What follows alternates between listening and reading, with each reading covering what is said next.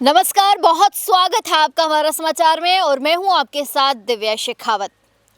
राजस्थान में कहानी इन दिनों जो है हर सोशल मीडिया पर है, हर अखबार की सुर्खियां बनी हुई है, हर टीवी चैनल पर आप देख रहे हैं और हमारे समाचार पे भी आप लगातार इस कहानी को, इस खबर को देख रहे हैं। एक गांव मोखमपुरा के अंदर आता है, बिचून उस गांव का नाम है। वैसे तो आप पीछे का नज़ारा देख के समझ गए होंगे कि मैं कहाँ आपको लेकर आई हूँ। बिचून गांव में मैं मौजूद हूँ। यहाँ पर एक महिला, बांडोला में हूँ मैं। एक महिला और एक पुरुष को यहाँ जला दिया जाता है। वजह बहुत सारी निकल कर आ रही हैं। कोई कह रहा है दोनों के बीच प्रेम प्रसंग था, कोई कह रहा है कि दोनों यहाँ सो रहे थे, कोई कह रहा है यहाँ बातें कर रहे थे, न जाने क्या क्या क्या। कोई कह रहा है आपसी रंजिश थी, इसीलिए दोनों को जला दिया गया। मैं एक सवाल मैं कहूँगी कि मानव हृदय के नाते मैं एक सवाल पूछना चाहती हूँ कि हम 2025 में चल रहे हैं। 2025 में हम शायद 2025 में हम चल रहे हैं। हम कहते हैं हमारा देश चांद पे पहुंच गया। अब तो लोगों ने क्या है, चांद पे प्लॉट भी कटवाने शुरू कर दिए। लेकिन सवाल नंबर 1, जब हम चांद तक पहुंच गए हैं तो हमारी इतनी दखियानुसी सोच कैसे है कि हम एक महिला और एक पुरुष को एक साथ बर्दाश्त नहीं कर पा रहे हैं। एक गांव के बीचों बीच एक महिला और पुरुष को पेट्रोल डालकर या जो भी उन पे डाला गया उसे डालकर आग लगा दी जाती है। क्या ये ठीक है? क्या ये न्याय है? ये जो समाज के ठेकेदार है ना, ये समाज का जिन्होंने ठेका ले रखा है, ये इस बिचून गांव की बात नहीं है। ऐसे ठेकेदार हर गांव में, हर पगडंडी, हर चौराहे पे बैठे मिल जाएंगे आपको। लेकिन मैं ठेकेदारों से पूछना चाहती हूँ, कितनी जिंदगी आप लोगों ने बर्बाद की है। एक वो औरत जो विधवा थी, जिसके दोनों बच्चे अब अपनी माँ की शक्ल देखने के लिए भी तरस रहे हैं। एक वो आदमी जिसके दोनों बच्चे यहीं पर हैं, वो अपने पिता को देखने के लिए तरस रहे हैं। एक वो पत्नी जो अपने पति का इंतजार कर रही है। कैलाश और सोनी, इन दोनों की ये कहानी है। मैं आपको उसी खेत में लेकर आई हूँ जिस खेत में उनके साथ ये घटनाक्रम होता है। दर्दनाक हादसा था। इस हादसे ने समाज को वापस से एक सबक दिया है कि हम कहाँ जा रहे हैं, किस समाज में हम जी रहे हैं जहाँ हम बर्दाश्त नहीं कर पा रहे हैं। एक महिला पुरुष का रिश्ता जो है, जैसे है, उसे एक्सेप्टेंसी हमारे अंदर रही नहीं है। मार दो, जला दो, जीने मत दो किसी को। ये वही घटनाक्रम यहाँ पर हुआ। दोनों की हालत बेहद नाजुक बनी हुई है। मैं मेरे सहयोगी को कहूँगी, आइए ज़रा आपको वो जगह दिखाती हूँ जहाँ पर ये हादसा हुआ है। देखिए, मैं भी यहाँ पर चल ही रही थी कि मुझे यहाँ पर जली हुई कुछ चीज़ें यहाँ पर नज़र आ रही है। इस खेत में हम मौजूद हैं। यहाँ पर आप लोग देख सकते हैं कि कुछ कपड़े, जले हुए कपड़े पड़े हैं। हो सकता है कि महिला का जो है दुपट्टा या ऐसा कुछ है, ये कलरफुल है इसलिए नज़र आ रहा है कि यहाँ पर जलाया तो गया है। यहाँ से वो भागी है, यहाँ से वो दोनों यहाँ से भागे हैं, चिल्ला रहे हैं, करहा रहे हैं, दर्द में थे। आप समझ सकते हैं, चमड़ी जब जलती है ना तो कितना दर्द होता है, कितनी तकलीफ़ होती है। यहाँ कह रहे हैं कि यहाँ वो दोनों थे, यहीं पर पेट्रोल डालकर आग लगाई जाती है, उन्हें जलाने का प्रयास किया जाता है। ये गांव में हम खेतों में अक्सर आप देखते होंगे, ये शेड इसीलिए बनाया जाता है कि यहाँ पर जो है एक अगर आप रात को खेतों की रखवाली करते हैं, जानवरों से अपने खेतों को बचाने के लिए रखवाली की जाती है, तो अमूमन लोग यहाँ पर क्या है, खाट वाट डाल के सोने का प्रयास करते हैं। इस तरीके की चीज़ें आपको गांव में मिल जाती हैं, या ऐसी झोपड़ियाँ टाइप बना देते हैं कि रात्रि में आप विश्राम कर सकें। तो ये ऐसा सा कुछ यहाँ पर बनाया गया है। अब आप समझ सकते हैं, जब ये पूरा जल गया है, इसकी स्थिति देख सकते हैं। मैं मेरे सहयोगी को कहूँगी ज़रा दिखाइए कि जब ये पूरा जल गया है तो आप समझिए कि यहाँ पर कुछ नहीं बचा। हादसा और वो मंज़र कितना भयावी रहा होगा जब उन दोनों को यहाँ पर जो है जला दिया गया। मैं वापस से एक सवाल पूछना चाहूँगी, कौन है यार आप लोग, कहाँ से आए हो, किसने दी है ये ठेकेदारी करने की जिम्मेदारी आपको कि आप जिंदा लोगों को जलाने लग गए हो, जिंदा लोगों को मारने का ठेका दिया किसने है आपको? ये सवाल मेरा उन समाज के ठेकेदारों और उन लोगों से है जो आप ऐसा अमानवीय कृत्य कर रहे हैं। किसने किसने जिम्मेदारी दे दी आपको? कौन सी गवर्नमेंट ने दे दी, किस आदमी ने दे दी? आप समझिए कि कितना भयावह वो मंजर रहा होगा जब एक औरत और एक आदमी को जला दिया। मैं ये नहीं कहती कि आप लोग किसी प्रेम प्रसंग के खिलाफ जाइए या मत जाइए, मैं सिर्फ इतना कहती हूँ कि अगर किसी के बीच रिश्ता है ना, तो आप कोई नहीं होते किसी को मना करने वाले, किसी को रोकने वाले, किसी को टोकने वाले। अगर किसी के घर की बात है तो आप घर में सुलझाइए मामले को, लेकिन इस तरीके से आप सज़ा देने वाले मत बनिए। जहाँ एक औरत और एक आदमी को मौत के घाट उतार दिया। मैं समझ नहीं पा रही हूँ कि अगर रात के 2 बजे का ये घटनाक्रम बताया जा रहा है, 2 बजे अगर एक औरत और एक आदमी को जलाया गया है ना, तो वो चिल्लाए होंगे, वो चीखे होंगे। सर्दियों का टाइम है, गांव में सर्दियों में आपको पता है कि लोग खेतों की ठंड रहती है तो लोग घरों में रहते हैं, ज़्यादातर लोग बाहर नहीं निकलते हैं। तो यहाँ भी ऐसा ही कुछ हुआ होगा, तकिया जल गया है काफ़ी। ये कुछ है यहाँ पर जो यहाँ पर लगाया हुआ था प्लास्टिक का ठंड से बचाव के लिए, वो भी जल गया है।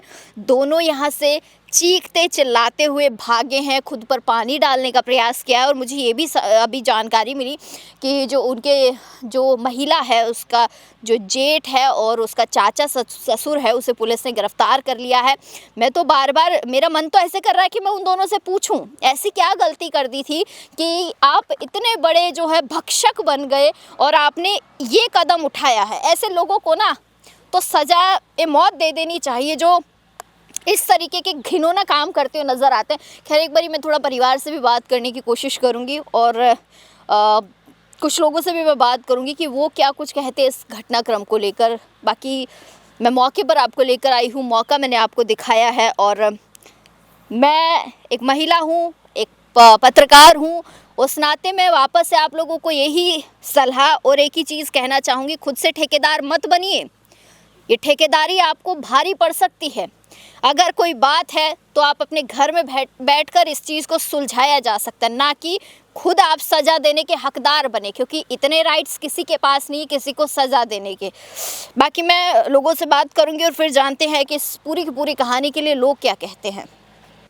देखिए, मुझे अभी गांव वालों ने बताया कि जो लोग इस खेत में घुसे, यानी कि कह रहे हैं कि महिला के परिजनों ने इस हादसे को अंजाम दिया है। यहाँ पर पहले मैं आपको इधर ज़रा दिखाऊंगी, मेरे सहयोगी को कहूँगी ज़रा इधर कैमरा कीजिए कि वो लोग चोरी छिपे, क्योंकि इस खेत में यहाँ आने के लिए क्या तो उधर रास्ता है वो भी बंद है और यह मेन एंट्रेंस है वो भी बंद है। इन लोगों ने क्या किया है कि यहाँ पर तारबंदी की हुई थी। मैं आपको दिखाऊँ कि यहाँ पर तारबंदी की हुई है।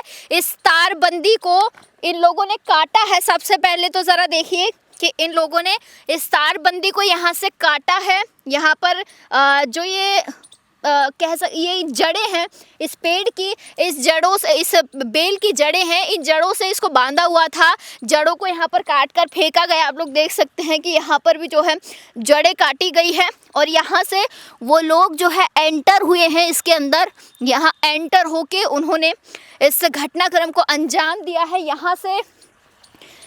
यहाँ पर वहाँ से भी आने का इधर रास्ता है इस खेत में और ये लोग वहाँ से होते हुए शायद जो है इसके अंदर आए हैं। यहाँ से इन लोगों ने जो है इस खेत की जो तारबंदी है इसको काटा है, क्योंकि यहाँ से थोड़ी डिस्टेंस पे है तो तार इन्होंने जो है प्लास या किसी और जो है चीज़ से काटे हैं कि आवाज़ नहीं आए। तार काटने के बाद यहाँ से वो लोग, वहाँ से मुझे ऐसा लग रहा है कि वहाँ से उस रास्ते से वो लोग आ रहे हैं और वहाँ से होते हुए वो इस साइड से आए हैं। शायद मुझे ऐसा लगता है इस साइड से आए हैं।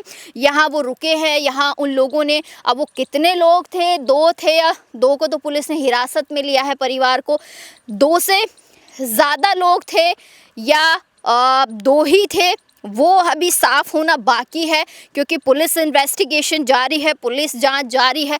तो जब तक जांच के तथ्य और पूरी चीज़ें सामने नहीं आ सकती है तो कुछ कहना जो है ठीक नहीं है। लेकिन ये कहा जा सकता है कि यहाँ से उन लोगों ने तार काटा है, यहाँ से वो लोग बड़ी ही सफाई के साथ जो है यहाँ इस तार से होते हुए इस खेत में एंटर हुए हैं।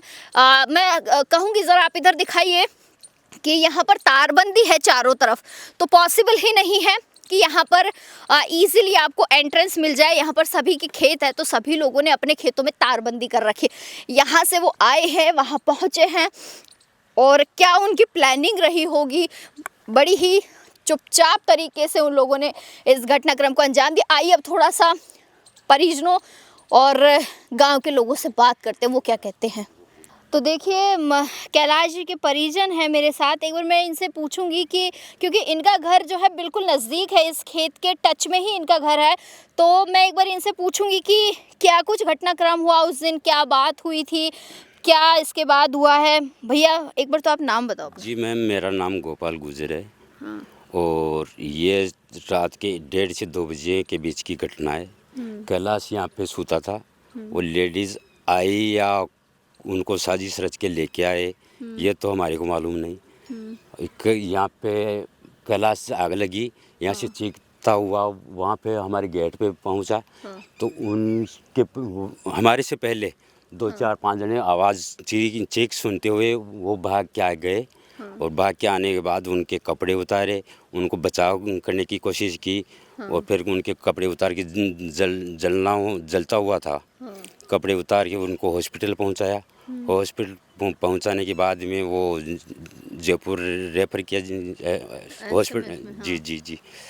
उनके बाद हम वहाँ से कैलाश को हॉस्पिटल पहुंचा के हम यहाँ आए। यहाँ आने के बाद वो लेडीज यहाँ जली हुई थी, गिरी हुई थी। अच्छा, वो यहीं पड़ी थी। जी जी जी। उससे पहले हम वहीं पे पुलिस को फ़ोन किया। पुलिस भी 5-10 मिनट में पहुंच गई। पुलिस के आने के बाद उस लेडीज़ को पुलिस ही हॉस्पिटल लेके गई और हम भी साथ गए। उनको भी फिर जयपुर रेफर किया गया। और फिर तो सुबह होएगी। ये 1:30 से 2 बजे की घटना है। अच्छा, मुझे बताओ कि ये ऐसे भी कहा जा रहा है कि कोई पुरानी लड़ाई थी। जी मैम, पुरानी कोई रंजिश नहीं थी। 1.5 से 2 साल पहले हमारी भतीजी गणेश की पुत्री थी, उनको वो उनका जेठ था किशन, वो लेके चला गया था। वो उनकी कोर्ट मैरिज हो गई। उनके बयान करने के बाद में हम कुछ नहीं बोले उनके पश्चात। मतलब ये तो कोई बड़ी विवाद है ही नहीं कोई। आप लोगों ने अपनी रजामंदी से उसे भेज दिया था कि? रजामंदी से नहीं भेजा मैम। अच्छा, मतलब वो चली गई थी तो कि आप लोग सहमत थे कि अब रहे जी हाँ, अगर वो उनका बयान कर दी तो आप इनके साथ रहो। हाँ, हमें कोई लेना देना नहीं। हम हमारे हैं, आप आपके हो।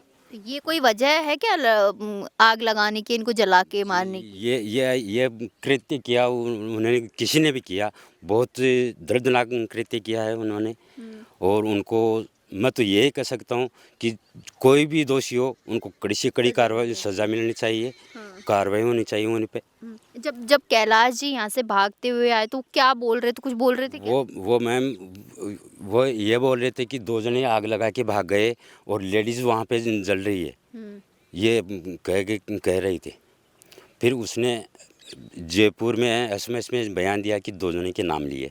जी, गणेश स्नॉप भागीरथ और बिरजीचंद स्नॉप सुवालाल। ये कौन है दोनों? ये उनके जो वो सोनी देवी है ना, उनका एक तो काकेर ससुरा है और एक जेठ है।